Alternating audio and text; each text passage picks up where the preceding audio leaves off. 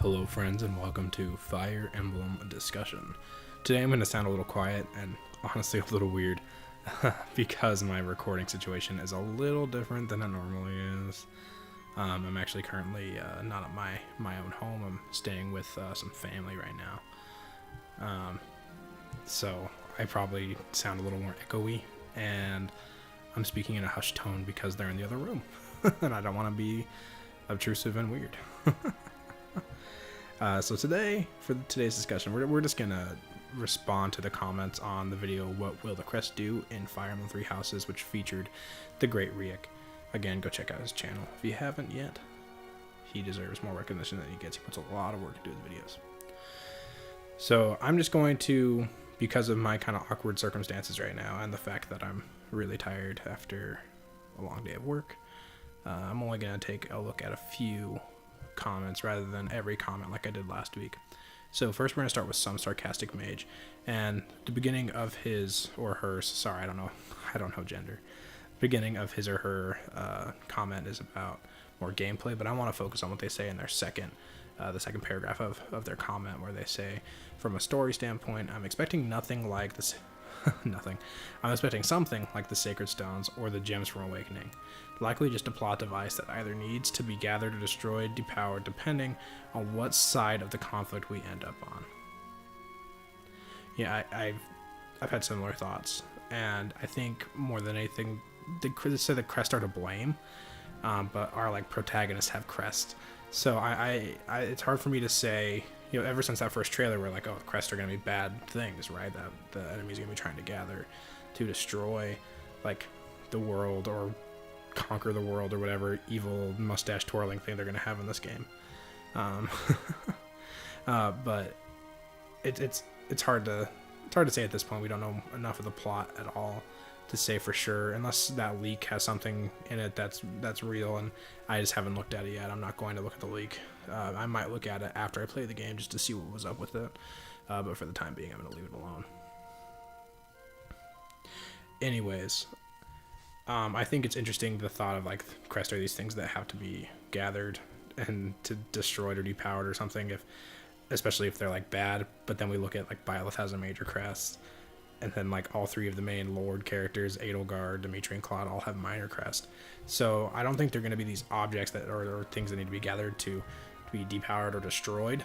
But I do think that it is going to be, I honestly do think it's going to be kind of like Genealogy of the Holy War, where there's definitely, in that game, there were Holy Bloods that were definitely leaned towards a more evil side of things, and there were ones that leaned toward the more good side of things. You know, there was definitely like that's why it's called a Holy War, because the Holy Bloods were siding with one another and then fighting each side, you know. So I think it would be something more along the lines of that, where there's going to be like Holy Bloods or crest that are more aligned with like a good side of things, and there's going to be some less good crests that are used by our enemies in the game, and we'll find out more about that. But thank you so much for your comment, Some Sarcastic Mage. I appreciate it. Now moving on, I thought this was interesting. This is from Commander, who says, I think there's a possibility that crest could be used like dragon veins. If crests belong to a certain territory, maybe if you fight in that location, characters of that particular crest can activate a quote-unquote dragon vein. Although we haven't seen dragon vein-like things in the screenshots until now, I'm just rambling. But thank you, Commander. That's a good thought. It's a good gameplay aspect that I didn't even think of. Honestly, dragon veins were like really underutilized and really, for the most part, in Fates.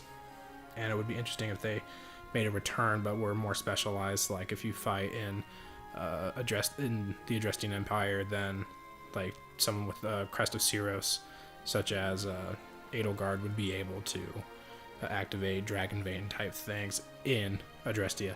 So I think that's actually a really cool idea, and could be a cool way for them to implement crest if they make it like actually work. You know, Fates was kind of like, they had really interesting gimmicky effects, but none of them, there were a few, but for the most part they were pretty lackluster, and it didn't change the gameplay experience all that much. But yeah, I like that thought. Thank you, Commander, for your comment. Okay, it's from Alf Blishtarl.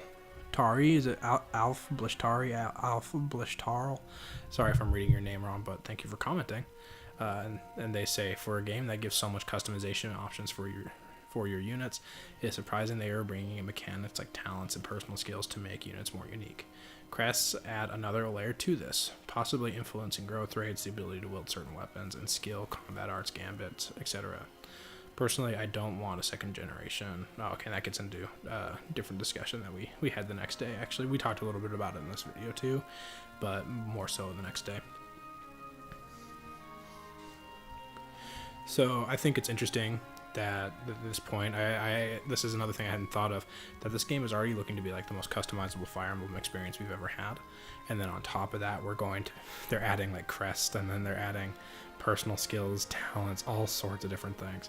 There's gonna be so much to do with this game, and honestly, I'm personally just happy that they are doing that. I feel like they're trying so hard to innovate and reinvent the Fire Emblem experience, which if you look at like other titles on the Nintendo Switch, that's basically what they've been doing with other series. You look at Zelda, Breath of the Wild, totally reinvented the series.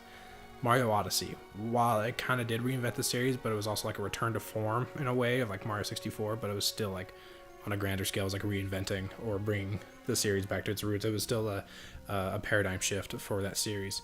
And I think they're doing something similar to Fire Emblem, where it's going to be super customizable. It's going to be a real shift in the series, and this is going to change Fire Emblem forever. Going forward, no game is going to be even close to what we're used to after this game. I think this is going to change everything, and I'm honestly really excited for it. And it's cool that they're adding so much, with the personal skills and the talents and crest on top of that, and then all these different combat arts, skills, and gambits. And having your own little army with each person having a battalion. It's going to be so interesting to see where they go with everything, and what the player, how much they're actually going to be able to control and change with each unit. It's honestly pretty crazy to think about. And I love that Alf brought that up, and I really appreciated that. It just made me really think and appreciate how cool Three Houses has the potential to be, and that crest just add to that. So if anything, crest are probably just a really cool gameplay aspect that are going to just, like, if I'm being honest, I think they'll probably just add some like stat growths to your character or whatever, and that they'll maybe give a skill or two and then make weapon ranks easier to grow or something. I don't think it's going to be anything too major. I don't think it's going to be like, oh, if you have a major crest, you're like the best unit in the game, like it was in Genealogy of the Holy War. If you had a holy weapon, you were just automatically better than everyone else. I'm looking at Ares and Seliph and a few other characters, Shannon, Ced, and the like. So I'm really excited to see what they do with that. See what they do with these crests and stuff. So leave your thoughts in the comments on what you think of other people's comments, and also your own thoughts on the crest and what else that we haven't talked about yet. So thank you so much for watching. And if you made it to the end of this with this interesting rambling conversation I've had with y'all, then you probably kind of like my content, and in that case, go ahead and share a video of mine that you like. Grow the channel. Invite your friends to come join the discussion, because, the more people, the more discussion, the more fun and stuff we get to have together. So thank you so much for listening, and of course, remember to like and subscribe for more Fire Emblem discussion.